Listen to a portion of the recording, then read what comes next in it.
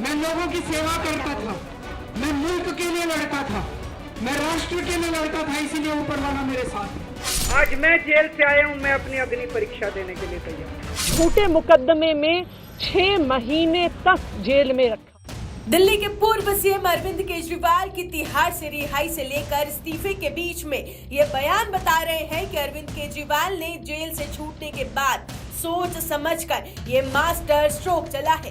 केजरीवाल, आतिशी और गोपाल राय के ये बयान बता रहे हैं कि अरविंद केजरीवाल अपनी खोई हुई कट्टर ईमानदार वाली छवि को रीगेन करना चाहते हैं। लोकसभा चुनाव में कांग्रेस और आम आदमी पार्टी का गठबंधन हुआ। पेरोल पर बाहर आकर केजरीवाल ने खुद चुनाव प्रचार की कमान संभाली। बावजूद इसके दिल्ली लोकसभा की 7 सीटों पर बीजेपी ने कब्जा जमाया।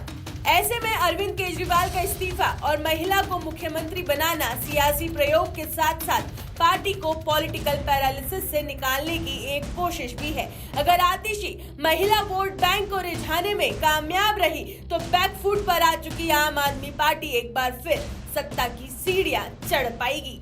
फिलहाल पूर्व सीएम अरविंद केजरीवाल ने अपने पद से इस्तीफा दे दिया है और भावी मुख्यमंत्री आतिशी ने सरकार बनाने का दावा भी पेश किया है। आतिशी के नाम की घोषणा होने के बाद उन्होंने मीडिया से बातचीत की और केजरीवाल का आभार जताते हुए केजरीवाल को ही दिल्ली का असली सीएम बता डाला। आतिशी के इस बयान को बीजेपी ने हाथों हाथ लपक लिया और इसे दिल्ली के दुर्भाग्य से जोड़ दिया।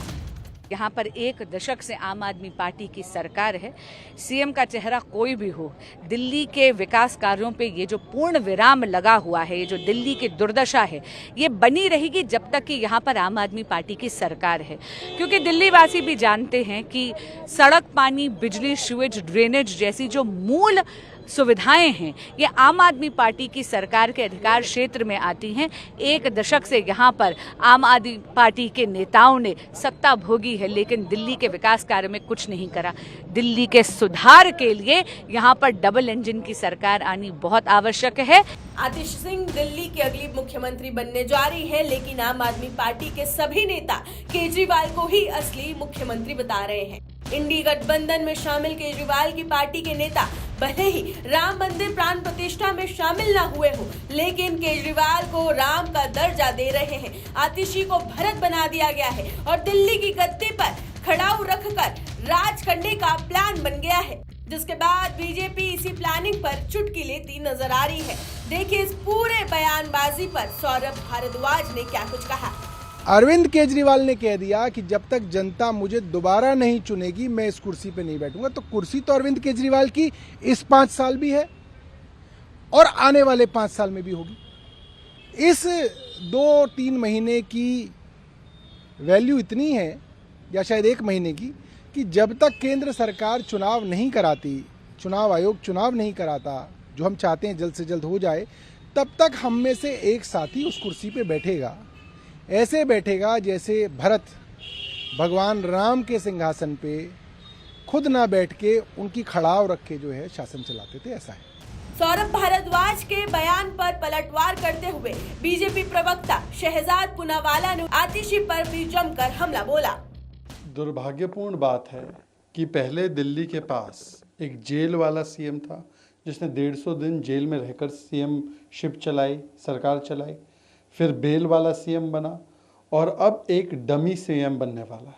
इसका मतलब कि आपने एक महिला को तो मुख्यमंत्री बनाया, पर साथ ही साथ उस महिला को लेम डक मुख्यमंत्री, प्रॉक्सी मुख्यमंत्री और डमी मुख्यमंत्री साबित करने का काम भी आम आदमी पार्टी के नेताओं ने किया। ये दुर्भाग्यपूर्ण है। दूसरी बात यह है कि चेहरा तो बदला गया है, पर क्या इस सरकार का चरित्र बदलेगा? तो वहीं बता दें कि बीजेपी डमी सीएम के मुद्दे पर ही नहीं बल्कि आम आदमी पार्टी के वरिष्ठ नेता गोपाल राय के अनदेखी पर सवाल खड़े कर रही है। वहीं खुद गोपाल राय लगातार आतिशी के समर्थन में खड़े होते नजर आ रहे हैं। आतिशी मनीष सिसोदिया के दबाव में मुख्यमंत्री बनाई गई हैं। आपको ध्यान होगा कि केजरीवाल ने बहुत सारे विभाग कैलाश गहलोत को दिए थे जेल जाते समय। उस सारे विभाग कैलाश गहलोत से छीन के आतिशी को दिए गए मनीष सिसोदिया के दबाव में। और आज भी इनके विधायकों का अंतर्कलह देखने को मिला। सुबह मुख्यमंत्री गोपाल राय को बनना था, लेकिन मनीष के दबाव में आतिशी को बनाया गया। अरविंद केजरीवाल जी को प्रचंड बहुमत से जनता दिल्ली का मुख्यमंत्री नहीं बनाती है, तब तक के लिए आतिशी जी को दिल्ली के मुख्यमंत्री के रूप में जिम्मेदारी निभाने के लिए प्रस्ताव सर्वसम्मति से पारित हुआ है। आतिशी जी को 2 जिम्मेदारी मुख्य तौर पर सभी विधायकों की तरफ से दी गई। पहला कि दिल्ली के 2 करोड़ लोगों के साथ मिल करके भाजपा के सारे रुकावटों के बावजूद हम काम जारी रखेंगे। और दूसरा, भारतीय जनता पार्टी अरविंद केजरीवाल के नेतृत्व में दिल्ली के लोगों को जितने काम किए गए उन सबको रोकना चाहती है। फ्री बिजली रोकना चाहती है, फ्री पानी रोकना चाहती है, स्कूलों को खराब करना चाहती है, मोहल्ला क्लिनिक बंद करना चाहती है, महिलाओं की यात्रा को रोकना चाहती है, बुजुर्गों की तीर्थ यात्रा को रोकना चाहती है। अभी हमने देखा बुजुर्गों की पेंशन रोक दिया 5 महीने तक। भ्रष्टाचार, दिल्ली के साथ धोखा और झूठे वादे जैसे मुद्दों पर बीजेपी लगातार हमलावर है। बीजेपी सांसद मनोज तिवारी ने आतिशी के विचारधारा को अफजल गुरु से जोड़ दिया। आतिशी मारलेना जी के परिवार से अफजल गुरु का समर्थन किया गया है, जिसने संसद को उड़ाने के लिए आतंकवादी भेजे, जो किंग पिन था। सुप्रीम कोर्ट ने उसको फांसी की सजा दी। इनके माता पिता विधिवत राष्ट्रपति महोदय को साइन करके पत्र लिखते हैं, उसके लिए चंदा इकट्ठा करते हैं, और वही अफजल गुरु की समर्थक परिवार की एक बिटिया, वो जो हैं वो दिल्ली की मुख्यमंत्री पद पे बैठ रही हैं। तो हम आप समझ सकते हैं ना कि ये कितना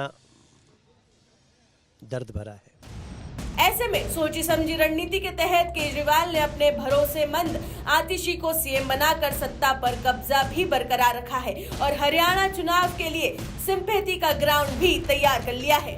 अब देखना ही दिलचस्प होगा कि ऐसे में केजरीवाल के इस्तीफे वाले इमोशनल कार्ड को जनता कैसे लेती है। क्या केजरीवाल का दाव आपको चुनाव जिता पाएगा? क्या अरविंद केजरीवाल कांग्रेस और बीजेपी के लिए बड़ी मुश्किलें खड़ी कर पाएंगे? ये तो आने वाला वक्त ही बताएगा। इस वीडियो पर अगर आपकी कोई राय है तो हमें कमेंट सेक्शन में बताना ना भूलें और ऐसी ही खबरों के लिए बने रहे रिपब्लिक भारत के साथ।